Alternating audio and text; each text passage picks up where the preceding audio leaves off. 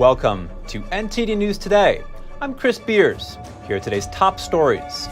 Florida Governor Ron DeSantis reacts to Disney's lawsuit against him. He says the company is upset because they have to live by the same rules as everybody else. District Attorney Alvin Bragg's office is seeking limits on what former President Donald Trump can share about the case against him. We have the details. Ensuring safe air travel over the U.S. The FAA this week asking Congress to approve Biden's proposed multi-billion-dollar budget. One lawmaker says he's pessimistic Congress will make any progress. Iran seizes an oil tanker headed to Texas. The U.S. Navy says Iran continues to disrupt maritime transit in the Middle East.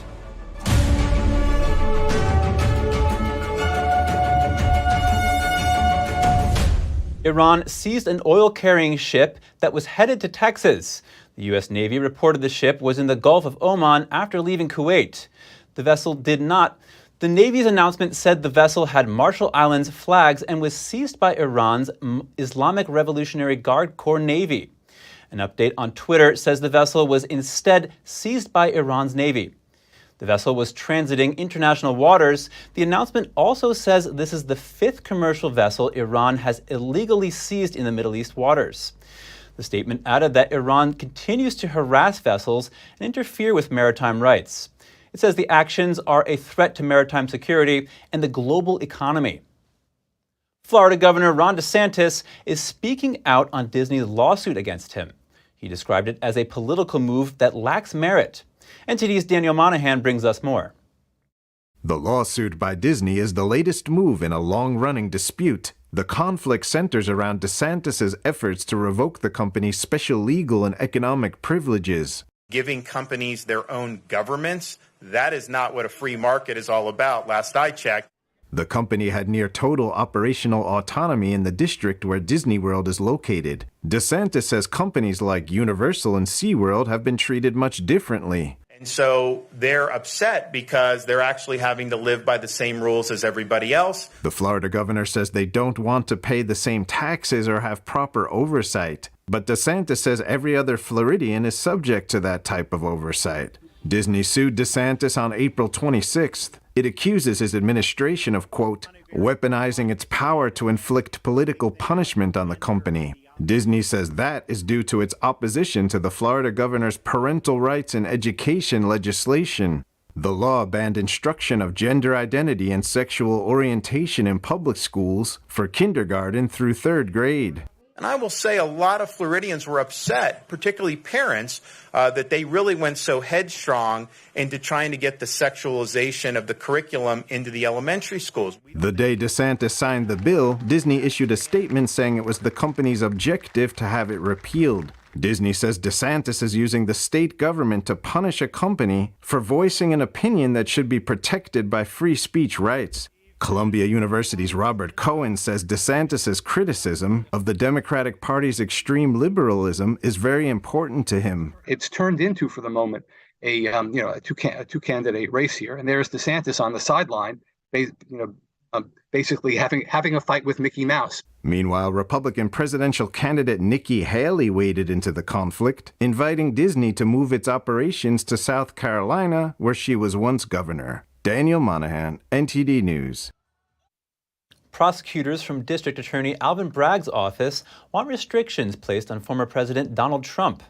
They say Trump should be forbidden from sharing evidence produced during his criminal case with the media and the public. Prosecutors asked a New York judge to enter a protective order. The move would limit what materials Trump could view and where he could view them. The order would also make clear that the discovery materials could not be shared with reporters or posted on social media platforms. Prosecutors have said they expect to start handing discovery materials to defense lawyers after the order is entered. The parties have been unable to agree on all aspects of an order. Trump's lawyers say they plan on lodging a response to the new filing next week. Tucker Carlson breaks his silence. He delivered a monologue from his Twitter account yesterday. Carlson was taking a few days off after his split from Fox. Here's what he had to say.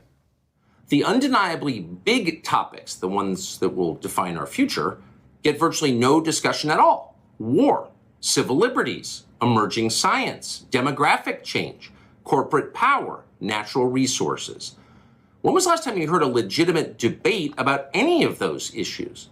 It's been a long time. Both political parties and their donors have reached consensus on what benefits them, and they actively collude to shut down any conversation about it. When honest people say what's true, calmly and without embarrassment, they become powerful. At the same time, the liars who've been trying to silence them shrink, and they become weaker. That's the iron law of the universe. True things prevail.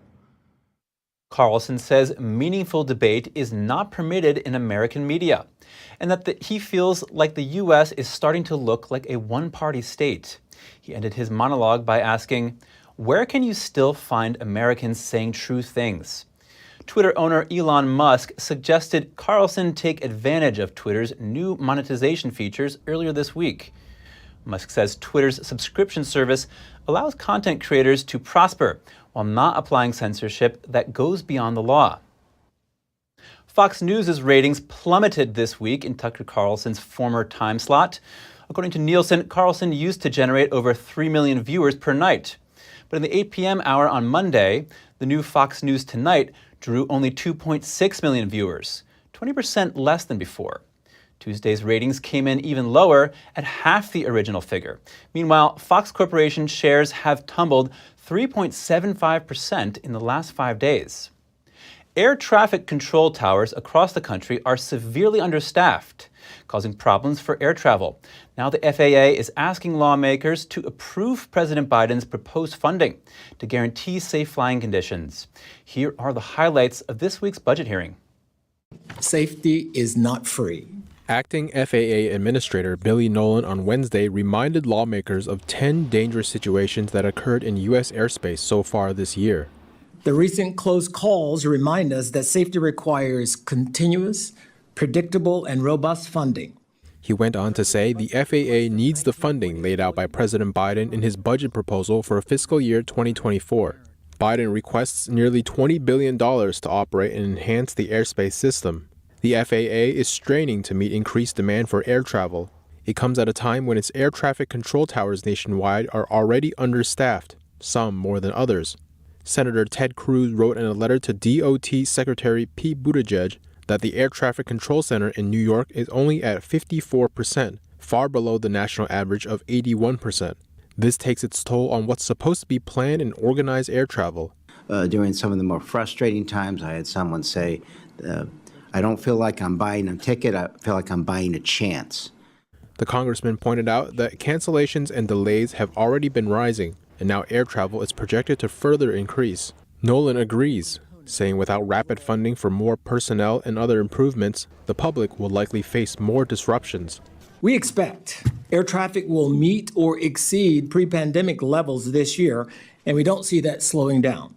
Republican Steve Womack said he's pessimistic about this committee's ability to get responsible legislation across the floor of the House and the Senate signed into law, and certainly by October 1st. Combined with Biden's proposed $20 billion proposal, the FAA would receive another $5 billion in advance annual appropriations.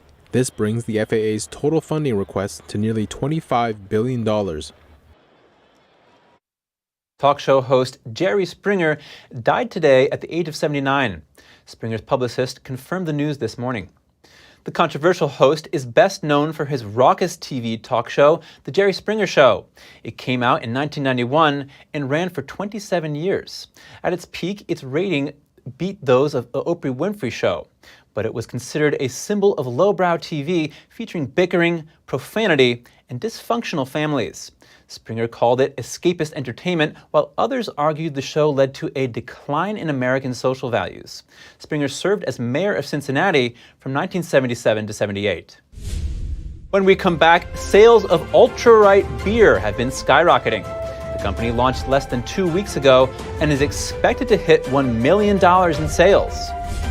And along the West Coast, officials are gearing up for the wildfire season. Hoping to mitigate risks, we have that and more just after the break.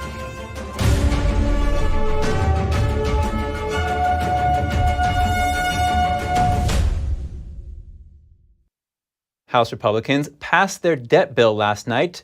It proposed to increase the national debt by $1.5 trillion until March 31st next year. In return for spending cuts, the bill will likely die in the Senate, where Democrats have the majority, and the White House continues to advocate for an unconditional increase to the debt ceiling. Joining us now to discuss is founder and president of the Brownstone Institute, Jeffrey Tucker. He's also a senior economics columnist with the Epoch Times.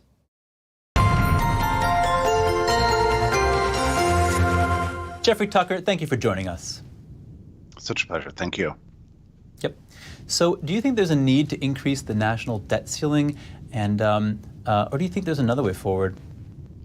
No, there's no need. We could balance the budget today, starting by eliminating the agencies that everybody hates and everybody recognizes are not necessary. The performance of the NIH and the CDC, the FDA, and the Department of Agriculture, Department of Education over the last 3 years has been a disaster. We need cuts in all those things, and not just cuts, but eliminations to get back to constitutional style government. We could do that. The other thing, if the government needed to raise revenue to cover its debts, they own so many assets and so much land, especially in the West. There's no reason for all this. If we had the political will out there, and one would hope that the Republicans would be the ones to impose it, we could balance the budget tomorrow. But they're not doing that. Instead, they're just accumulating ever more debt, which is a genuine threat to taxpayers, because that debt has to be serviced by you and me. And it's in real time right now, plus leaving that debt to our children and our grandchildren at a very time when the dollar is under fire internationally. This would be a great time to balance the budget. The Republicans have the perfect excuse right now. If they bothered to educate the electorate about it, we could issue a balanced budget today with no debt increase. So if passed, how would this bill affect inflation in the country? Well, so here's the problem. Every time the government spends more than it's taking in, it increases the liabilities for the Federal Reserve, which is ultimately called upon to what's called monetize this debt by buying the assets with newly printed money. Now, we live in times when the Fed's trying to unravel its balance sheet as fast as possible, which is leading to a falling money supply. And raising interest rates as a way of containing inflation. So increasing the debt, long term actually puts more liabilities on the Federal Reserve and raises the risk of greater inflation in the future. Do you see a scenario in the future where the national debt actually goes down instead of up? And what would it take to get to that state? Well, possibly.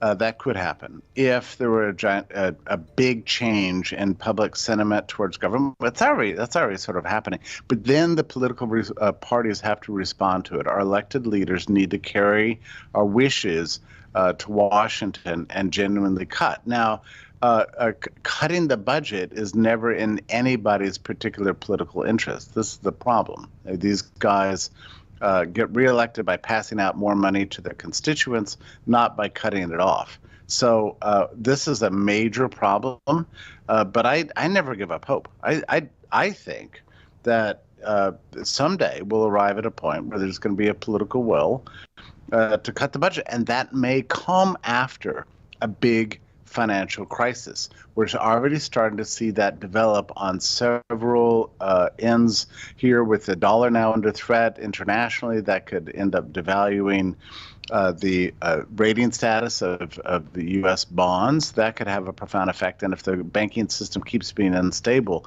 and we keep picking off these regional banks one by one, we could eventually see a financial crisis develop. Under those conditions, we might have to cut the budget just for the sake of the survival of the nation and the dollar itself. If that time comes, yeah, we'll see big cuts. Regardless, these profligate ways of Washington just don't really have a future. Something's got to change.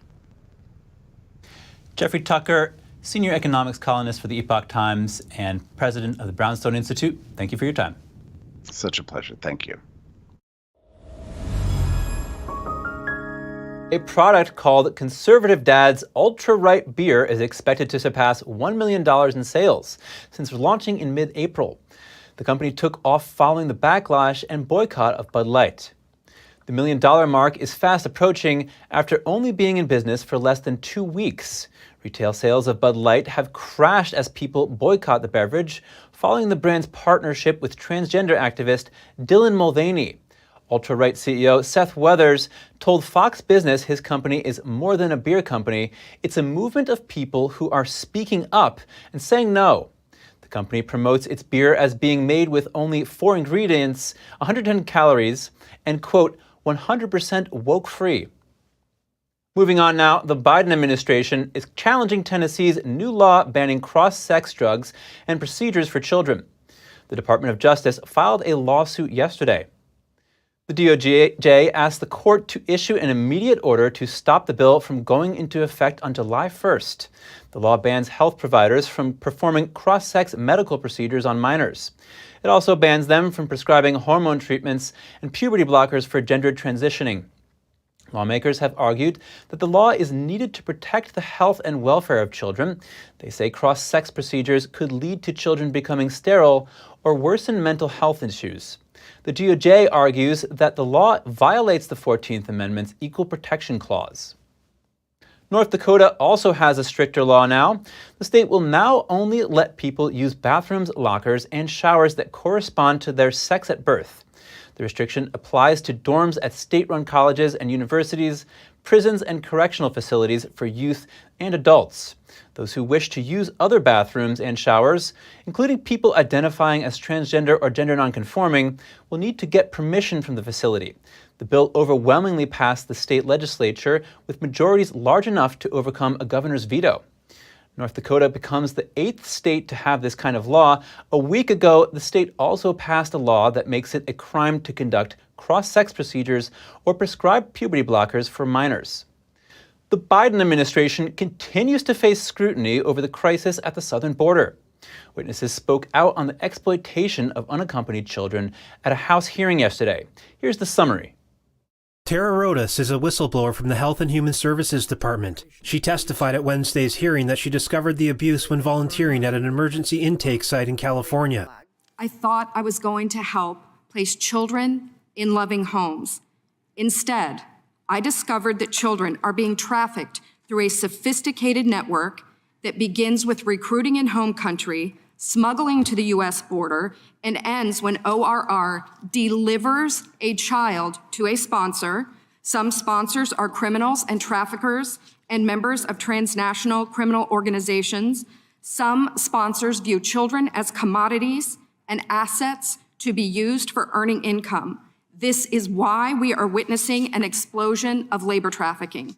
Rodas says the children end up in the hands of human traffickers because the vetting process for sponsors is practically non-existent. She also noted that over 85,000 follow-up calls for these children went unanswered since the start of the Biden administration. So the administration is we're engaged in creating slavery. We are trafficking slaves to this country. Absolutely. There is no doubt we have created a pull, and because this criminal element tragically views children as a commodity, they see us as the middleman because we're paying the flight directly to the end user, the trafficker. Sheena Rodriguez, founder and president of Alliance for a Safe Texas, testified she's met children like these in Texas.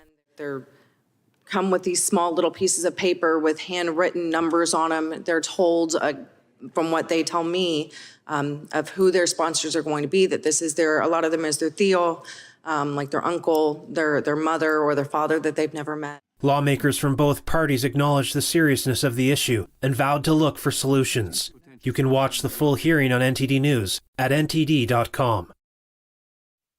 The battle against wildfires is ramping up on the West Coast. As summer approaches, officials are racing to minimize fire risk. The measures include prescribed burns and educational campaigns. In Washington state, officials are revisiting the use of prescribed burning.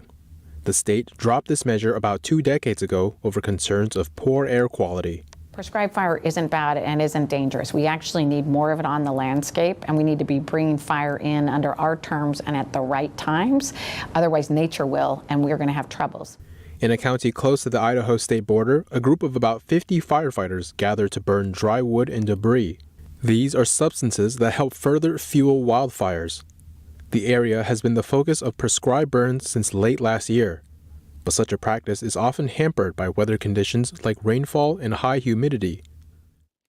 It's a frustrating emotional roller coaster. You'll have days when you're absolutely certain things are going well, and then something changes. The weather forecast changes, or you'll have staff people get sick, and you won't have the people you need to do a fire correctly.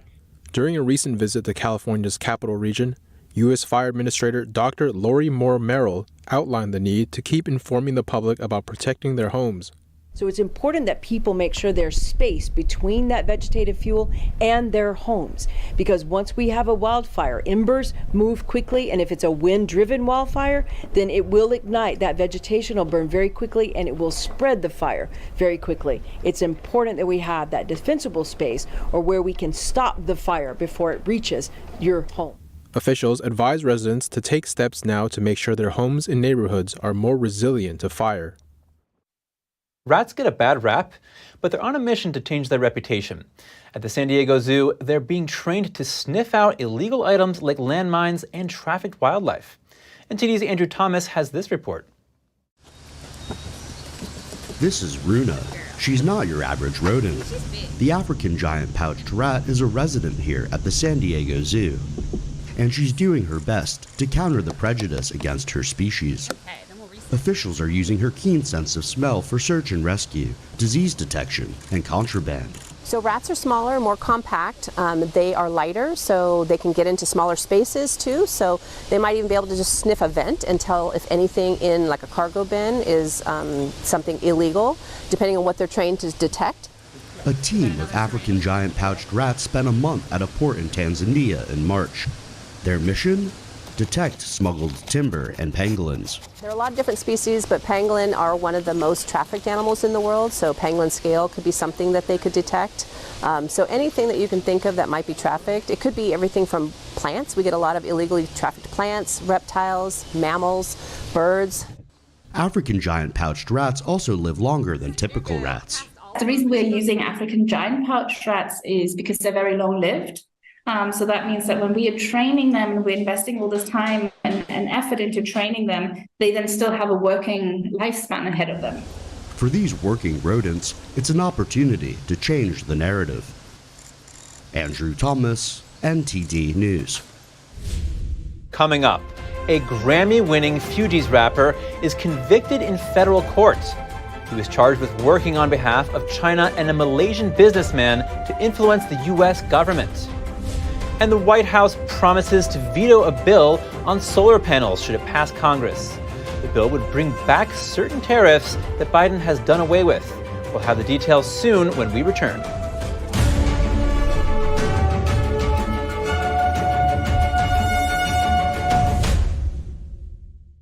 Did you know ESG is impacting every part of your life? From rising gas prices to global food shortages to out-of-control inflation, even losing your freedom of speech and being censored on the internet. It's all being driven by ESG ideology. Who's in control? What can you do about it? Find out in The Shadow State, the first documentary exposing ESG. The ESG movement of governments and corporations operates in the shadows. Only the light of truth can expose it. Watch The Shadow State documentary, streaming now. Have you ever considered getting a walk-in tub? Well, look no further. Safe Step's best offer just got better. When you purchase your brand new Safe Step walk-in tub, you'll receive a free shower package. Yes, a free shower package. And if you call today, you'll also receive $1,600 off. Call now to receive a free shower package plus $1,600 off with the purchase of your brand new Safe Step walk-in tub.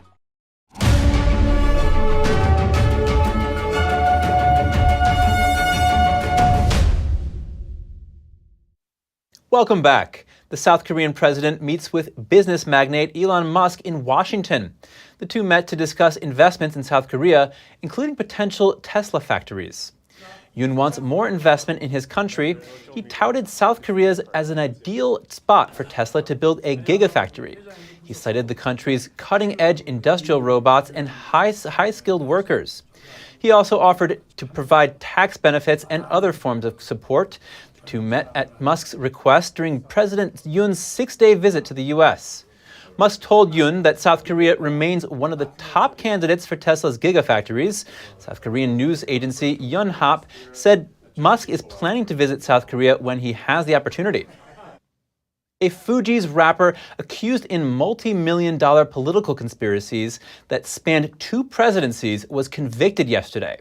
The trial included testimony ranging from actor Leonardo DiCaprio to former U.S. Attorney General Jeff Sessions. NTD Daniel Monahan has the details. Grammy-winning musical artist Prakazral Pras Michelle was accused of funneling about $2 million from Malaysian financier Joe Low to Barack Obama's 2012 re-election campaign. Michelle reportedly received millions of dollars in return. Prosecutors say Michelle masked the source of the funds since federal election law prohibits foreigners from donating to U.S. campaigns. Michelle was also accused of working on behalf of China. Prosecutors say he tried to lobby the U.S. government to send Chinese billionaire and dissident Guo Wengui back to China. A jury found him guilty of all 10 counts, including conspiracy and acting as an unregistered agent of a foreign government. The defense argued Michelle simply wanted to make money. They claim he got bad legal advice as he reinvented himself in the world of politics. Michelle says Low wanted a picture with Obama in 2012 and was willing to pay millions of dollars to get it. Michelle agreed to help and says he used some of the money he got to pay for friends to attend fundraising events. Joe Low is now an international fugitive. He is wanted for a scheme that allegedly pilfered billions from the Malaysian state investment fund known as 1MDB. Daniel Monahan, NTD News. An intensifying tug-of-war between President Biden and some House lawmakers over solar panels. Biden plans to veto a House bill if it passes because should the bill go through, it would reinstate certain U.S. tariffs that he suspended, specifically those on solar panels from 4 Southeastern Asian countries. Here are the details. The bipartisan bill could come up for a full vote in the House as soon as this week. But how did it come to this point? And what's all the controversy surrounding solar panels? Here's the background. For years, American solar panel makers have been struggling to compete with products from China. They have to contend with the country's state-backed subsidies. That means Chinese solar panels are sold at a price that's so low, it's very hard to compete with. In response, the U.S. slapped tariffs on Chinese solar imports. But here's another twist. U.S. solar panel makers suspect China has been evading tariffs through 4 Southeastern Asian countries. America gets over 80% of its solar panel imports from these countries. Last year, at the request of an American solar panel company called Oxen, the Commerce Department started investigating the issue. And the ongoing investigation halted most solar panel imports at the time. The holdup delayed solar projects across America. As a result, American companies that install solar panels were upset. They say the investigation could hold up America's transition into clean energy, and that the resulting delay could cost the industry billions of dollars. To address that, President Biden decided to pause tariffs on solar imports from Southeast Asia for 2 years. The effort sought to create a buffer while domestic manufacturers ramp up production. Later, the Commerce Department found some Chinese solar panel makers dodged U.S. tariffs. That's by moving products through Southeast Asia. Some bipartisan House lawmakers are now pushing a bill to overturn Biden's decision, saying American companies need to be protected from China's unfair trade practices. But the bill is facing pushback, mainly from solar industry groups and some congressional Democrats. They say adding the tariff would increase costs and delay solar projects. The White House says it also strongly opposes the bill, arguing that Biden's policy has worked. A Democrat that co-sponsored the House bill disagrees. Representative Dan Kildee said China has been found to have violated our trade laws, yet the United States has failed to respond, including suspending tariffs and letting their unlawful behavior go unanswered.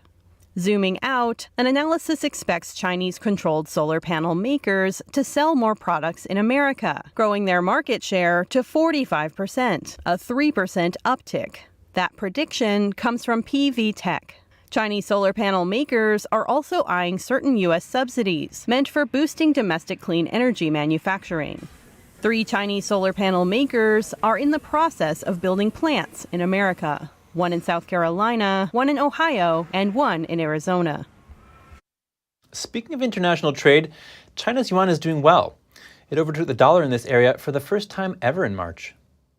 A new currency is rising on the global stage. For the first time, the Chinese yuan overtook the U.S. dollar for trade in March between China and neighboring countries. Based on data from the State Administration of Foreign Exchange, cross-border payments and receipts in yuan rose to a record $550 billion in March, from $434 billion a month earlier. Other calculations show the yuan was used in over 48% of all cross-border transactions. That's up from nearly zero in the year 2010. On the other hand, the U.S. dollar clocked in at close to 47%, dropping from 83% in 2010. The currency's boost reflects long-time efforts by Beijing to internationalize the currency. But worth noting, the numbers come from mainland China and Hong Kong's capital markets. They don't represent transactions used by the rest of the world.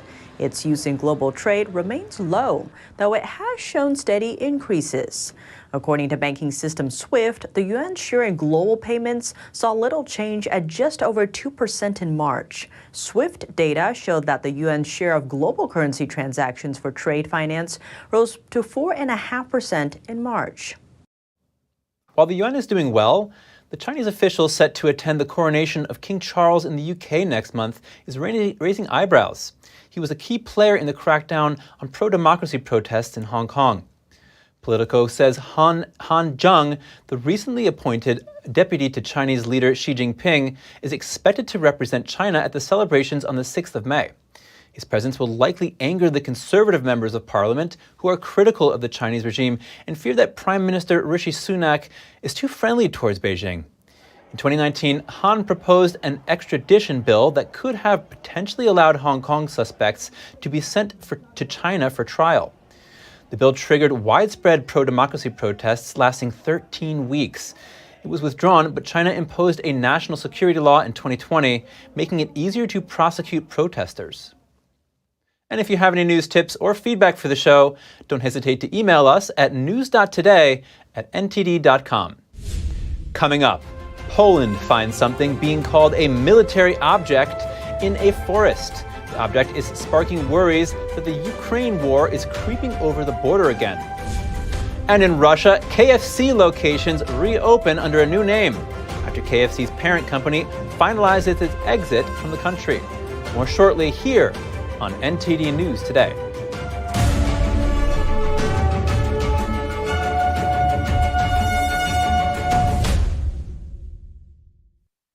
A military object is found in a Polish forest, sparking fears of crossfire from the Ukraine. But local media report it may actually be a lost missile from the Polish army. The discovery of what's been described as a military object in a forest in Poland is highlighting fears of crossfire from the Ukraine war spilling across the border. Although it's not clear where it actually came from, and local media say it may actually be Polish. The Polish Defense and Justice Ministries haven't publicly identified the object, nor have they said how long it was sitting there. Local authorities all declined to comment. A local radio station, RMF-FM, is reporting that authorities believe it's part of an air-to-surface missile several meters long and probably owned by the Polish army, but didn't cite their sources. The area is hundreds of kilometers from the border, and there is reportedly a military airport nearby. Regardless, Poland is on heightened alert for incidents like this. Last November, 2 people were killed in Poland by what its government concluded was a Ukrainian air defense missile that misfired. Hyundai could soon stop car productions in Russia. South Korean media reports that Hyundai plans to exit the country and sell its manufacturing plants there to a Kazakh company. Negotiations to sell the factories are in the final stage, and Hyundai is just waiting for final approval from the Russian government. Operations at its Russian plants have been suspended since last year. In a statement, Hyundai Motors says it's reviewing various scenarios for its future in the country, saying there's no final decision yet. Hyundai recently became South Korea's most profitable publicly traded company. Sales of its cars rose over 13% globally in the past 3 months. KFC restaurants in Russia began reopening under a new name on Tuesday, reviving a Russian fried chicken brand that was born in the collapse of the Soviet Union. NTD's Andrew Thomas has the two-piece combo and more. KFC's parent company, Yum Brands, finalized its exit from Russia last week. The fast food corporation sold its master franchise rights to local company Smart Service. The deal included all its Russian KFC restaurants. Literally within the next few days, we plan to open 25 restaurants in Moscow, 15 restaurants in the Khanty-Mansiysk Autonomous Region, and then we will open all of our remaining 26 restaurants in the Moscow region throughout May. These locations are set to reopen under the name Rostix. Rostix was originally launched in 1993 while Russia was transitioning from communism to capitalism, and the restaurant chain became KFC's vehicle for expansion in Russia. In total, there are now more or less 1,250 KFC restaurants in the country because something opens or closes all the time, but the number is in this range. KFC partnered with Rostix in 2005 before later buying it out. Now Smart Service is building up the brand again.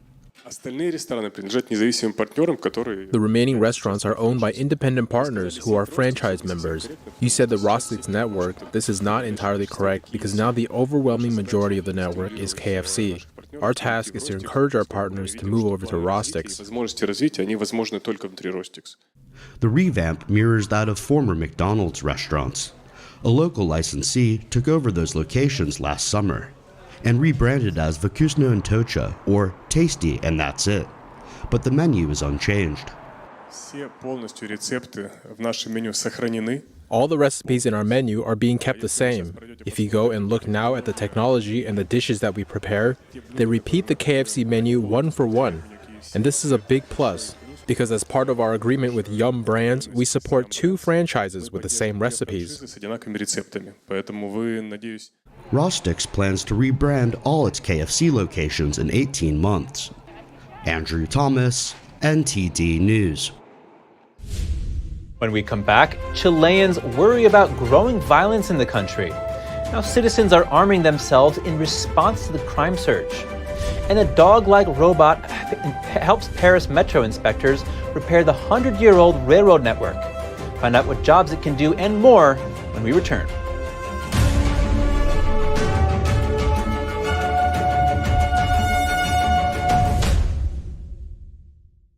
Henry Repeating Arms manufactures a line of classic American-made rifles and shotguns. With over 200 models to choose from and a wide variety of finishes and calibers, there's a Henry that's right for you. Every purchase is backed by our lifetime warranty and award-winning customer service. We invite you to order a copy of our free catalog and decals. Simply call the number on your screen or visit henryusa.com. That's henryusa.com. The Fixture Pioneer, CGM. Professional AI intelligent fixtures. All-round integration of 4 systems. High precision, high durability, high quality. 2-micrometer repetition accuracy. More than 80 patent certificates. ISO 9001 approved. Precision clamping to meet your every need. CGM has it all. Pride of Taiwan, CGM.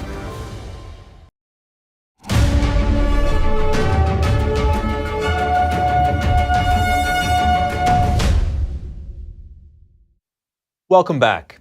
Chileans are worried about growing violence in the country. Many feel that the authorities aren't doing enough to stop it.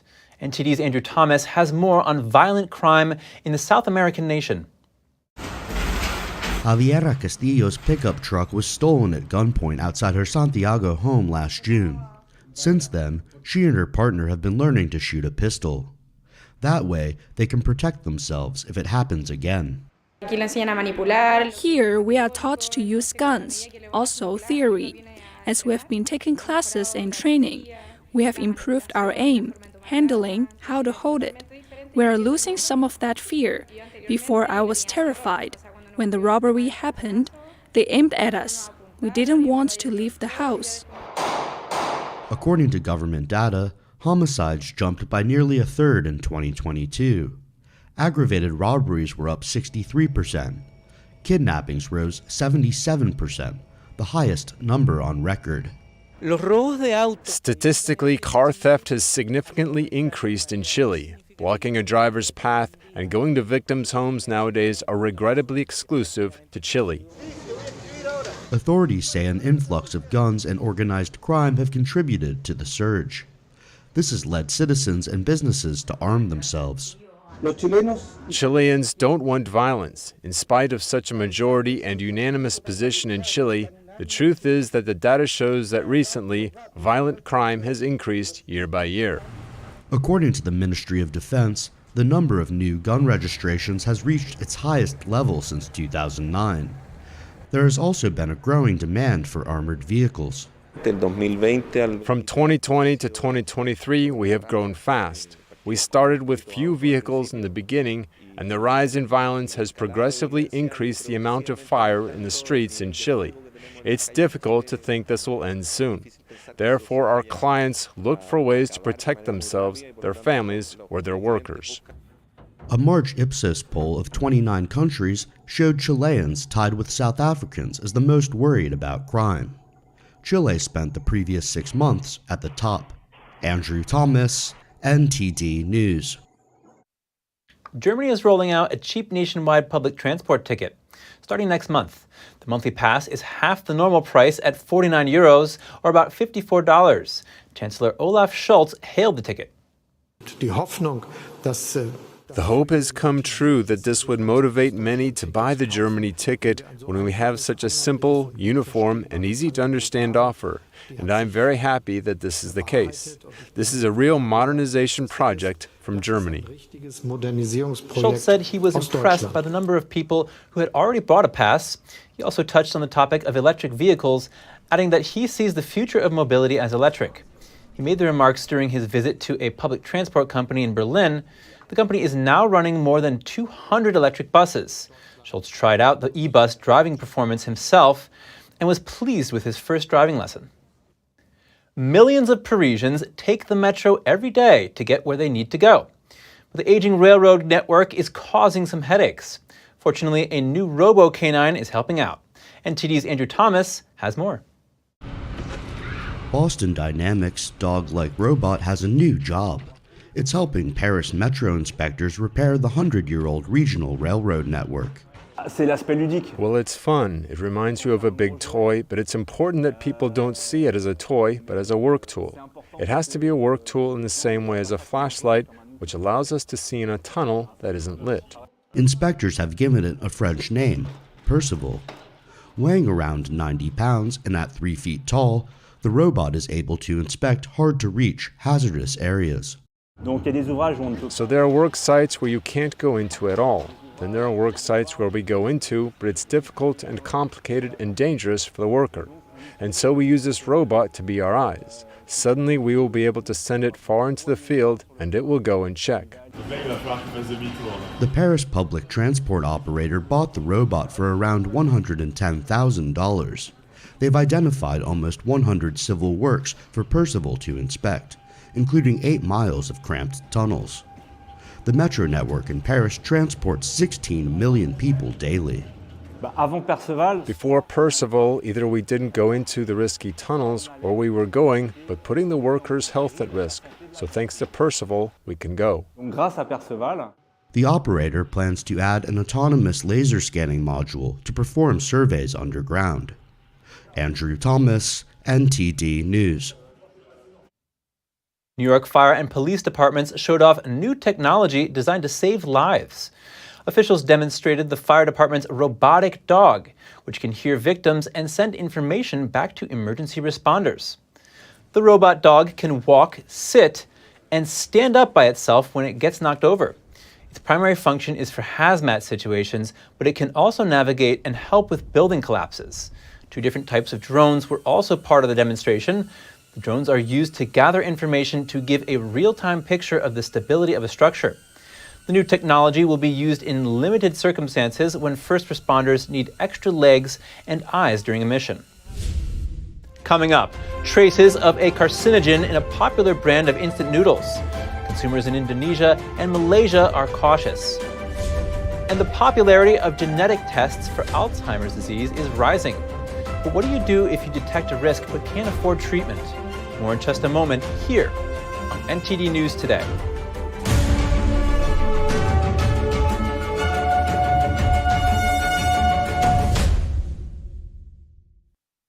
One of the world's biggest instant noodle brands may contain carcinogens. Consumers in Indonesia and Malaysia are cautious today. NTD's Andrew Thomas has the latest. The Taipei Health Department has bad news about Indomie, a popular Indonesian instant noodle brand. On Monday, the department said it had detected traces of a carcinogen, ethylene oxide, in the special chicken flavor. It's actually terrifying, and I hope the reports aren't true, because many Indonesians are Indomie lovers, so I hope it isn't true. Malaysia on Wednesday ordered checks on the product at all points of entry and asked the brand to recall it. It's dangerous because it is a staple food, easy to eat, especially for students, and cheap. So basically, we're playing Russian roulette with our food. We don't know which one have carcinogenic substances. If we intake carcinogenic substances, our body will produce some sort of symptoms, but we will keep on eating, so there is a direct effect. Meanwhile, Indonesia's food regulator on Thursday said the variety was safe for consumption. Some consumers say they aren't too worried. I limit my children's consumption of Indomie to once or twice a week, and it's always been like that. In spite of such reports of carcinogen contamination, we will still consume Indomie. Indofood CBP produces the popular ramen. The company has more than 20 production facilities globally, and its noodles are available in more than 100 countries. Andrew Thomas, NTD News. Genetic tests for Alzheimer's are growing ever more popular. But even with new drug treatments, few support services can help people cope with the implications of these genetic tests. Millions of Americans are expected to get tested for Alzheimer's in the coming years. People like Wendy Nelson, who lost her mom to the disease. It comes as a series of new drugs is ushering in sweeping change in how Alzheimer's is treated. But experts warn, while knowledge is power, there could be unexpected consequences. And of course, I had the constant fear that, oh, it's good, I'm next. And I didn't like living that way. Nelson and her 3 adult daughters did at-home tests from 23andMe a few years ago. The 52-year-old biotech executive hoped the kit would reassure her family. That idea backfired. I got the results online and saw, there's a comes up with very dramatic, you have 2 variants of ApoE4, and my heart just sunk. I mean, it's pretty devastating news to learn. All 4 of them had copies of the ApoE4 gene variant, which increases their risk for the disease. The National Institutes of Health estimates up to a quarter of people in the U.S. have 1 copy of ApoE4, and up to 5% have 2 copies. Now, new data shows testing for ApoE4 among Americans being treated for Alzheimer's has more than doubled compared to a year ago.